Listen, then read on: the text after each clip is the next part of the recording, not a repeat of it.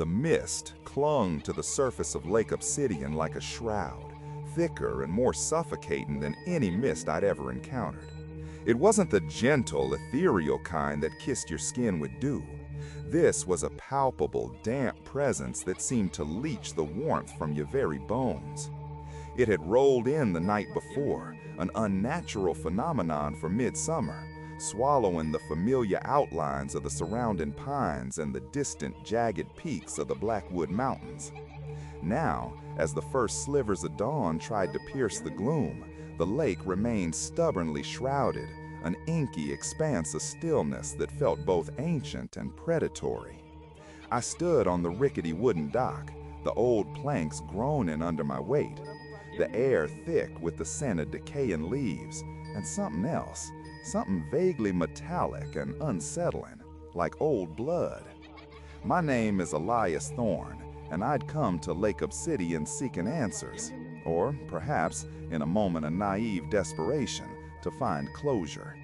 My grandfather, Silas Thorne, had been the keeper of the lighthouse on the far side of the lake. A solitary man, he'd lived out his days in quiet isolation, his only companions the gulls, the wind, and the rhythmic sweep of the beam across the water. He'd disappeared 5 years ago. No trace, no body, just an empty lighthouse, its lamp extinguished forever.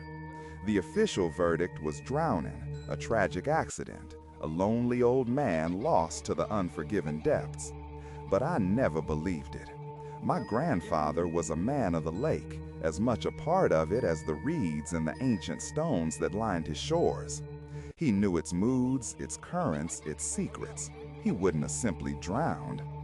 And then there were the stories, whispers that had circulated in the nearby village of Oakhaven for generations, tales of a creature that dwelled in the deepest parts of Lake Obsidian, a guardian, a monster, a vengeful spirit of the water. I dismissed them as folklore, the fanciful imaginings of isolated villagers, until I found my grandfather's journal. Hidden beneath a loose floorboard in his study, it was filled with his neat, precise script, detailing his observations of the lake. But as the entries progressed, the tone shifted.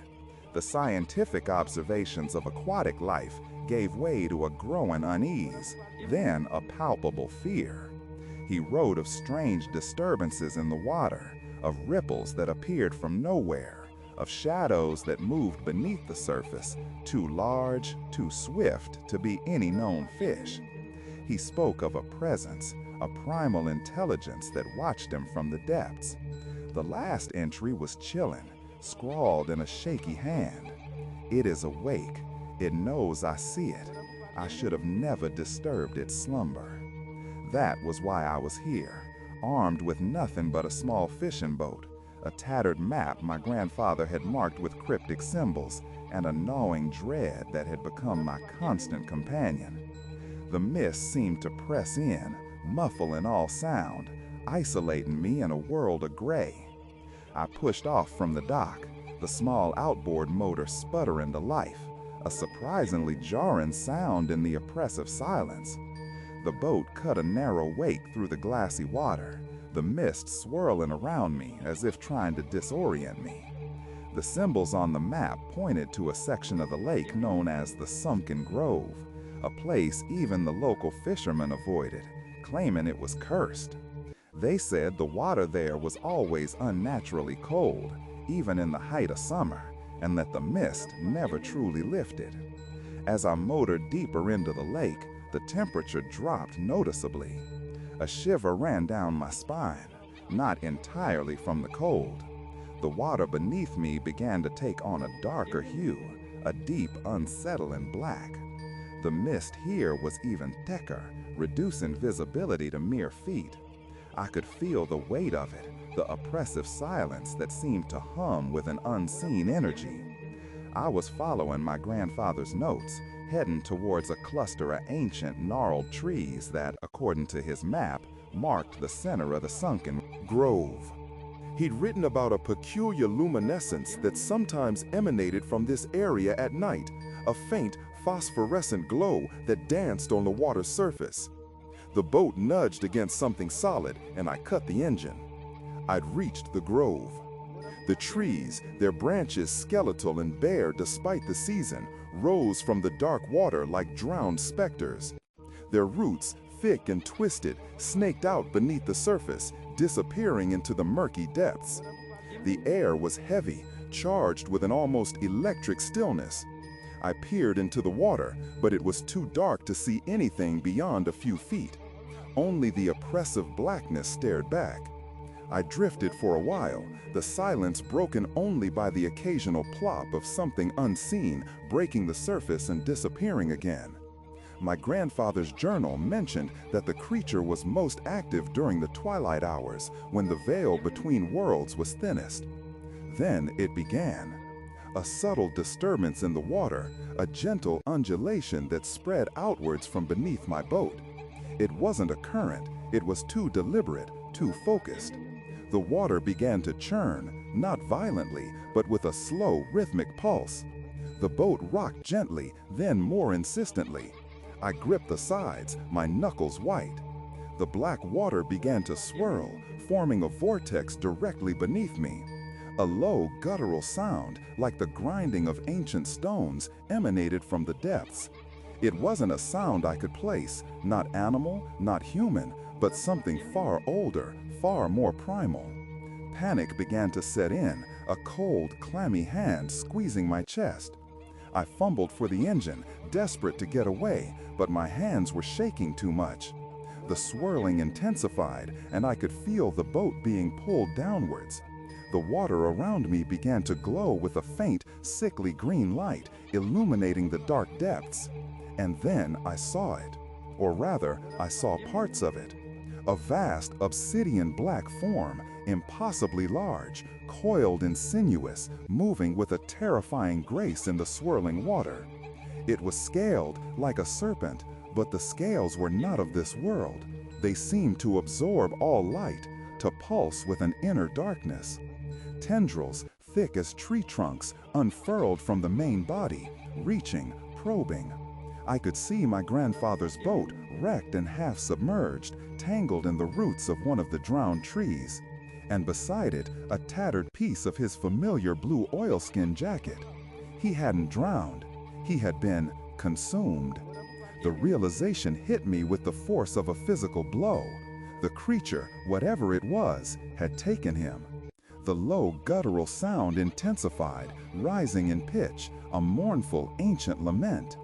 The tendrils of the creature reached out, brushing against the hull of my boat, sending shivers through the wood. I could feel its presence, a vast, ancient consciousness, filled with an age-old sorrow and a chilling territorial possessiveness.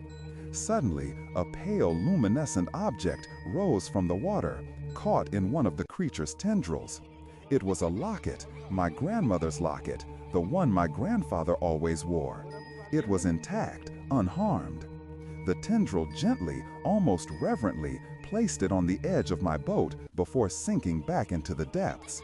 It was a gesture, I realized, not of aggression, but of acknowledgement, a peace offering, or perhaps a warning. The swirling subsided, and the creature began to retreat, its colossal form melting back into the impenetrable darkness of the lake. The sickly green glow faded, leaving me in the oppressive gloom once more. The mist, which had seemed to be part of the creature's manifestation, began to thin, revealing the familiar, albeit somber, landscape once more. I sat in the boat, my heart pounding, my mind reeling. The silence that returned was no longer peaceful, but heavy with the memory of what I had witnessed. The creature of Lake Obsidian was real, not a myth, not a legend, but a terrifying ancient entity that dwelled in the deep. I managed to start the engine and motor back to shore, my hands still trembling, my mind a chaotic mess of fear and disbelief. The village of Oakhaven seemed different now, its quaint charm tainted by the knowledge of the horrors that lay just beyond its shores. The villagers' hushed whispers and averted gazes now held a different meaning. They knew. They had always known. But they were powerless, bound by a fear as old as the lake itself. I never went back to Lake Obsidian.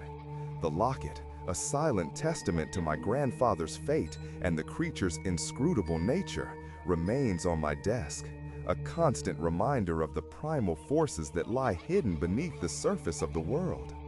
The mist still rolls in on certain nights, thicker and more suffocating than usual, and the villagers of Oakhaven still tell their tales, their voices hushed with a reverence born of terror. They speak of the guardian of the deep, the ancient watcher of Lake Obsidian, and I, Elias Thorne, know they speak the truth. The truth is a chilling, profound thing, and sometimes it resides in the deepest, darkest waters, waiting to be discovered, or perhaps waiting to consume. The lake holds its secrets, and some secrets are best left undisturbed. The creature of Lake Obsidian is a legend made flesh, or rather, made of shadow and ancient, unfathomable depths. Its existence is a stark reminder that not all mysteries are meant to be solved, and that some creatures, born of primal fear in the silence of the abyss, are better left to their slumber. The metallic scent, the unnatural cold, the swirling black water, these are not mere occurrences, but the whispers of an ancient power, a power that watches from the abyss and occasionally reveals itself in the most terrifying of ways. The silence of Lake Obsidian is not emptiness, it is a presence, a patient primordial waiting. And I, having glimpsed its terrifying reality, can only hope it remains content in its watery domain, forever hidden from the prying eyes of the world. The truth I found was far more terrifying than any ghost story, a primal fear etched into the very soul of the earth, a creature of impossible age and unfathomable motive. The lake will forever hold its mystery, its depths a testament to the unknown that lurks just beyond our comprehension. And the mist, on certain nights, will continue to be a shroud, not just of water vapor, but of the profound, chilling truth that lies beneath.